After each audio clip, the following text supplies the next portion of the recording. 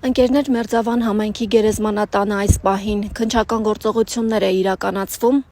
Իմ տեղեկություններով իրավապահները այստեղ են բերել Վալոդյա Գրիգորյանի եւ Կարեն Աբրահամյանի սպանությունը խոստովանած Գևորգ Հարությունյանին։ Ըստ երևույթին գործով ի հայտ են եկել նոր փաստեր։ Հիշեցնեմ, որ սեպտեմբերի 23-ի կեսգիշերին Մերձավանի իր տամբակում սպանվեց ընդդիմադիր համայնքապետ Վալոդյա Գրիգորյանը եւ քրեական ոստիկանության աշխատակից Կարեն Աբրահամյանը։ Այս գործով առայժմ կալանավորված են Նարեկ Օհանյանը եւ Գևորգ Հարությունյանը, վերջինս խոստովանել է, որ ինքն է կատարել սպանությունները։ Նշեմ, որ հիմնավոր կասկածներ կան, որ Վալոդյա Գրիգորյանի սպանությունը նախապես պլանավորված է եղել, որին իր անմիջական մասնակցություն է ունեցել Մերձավանի ՔՊԱ-ական համայնքապետ Մհեր Ախտոյանը։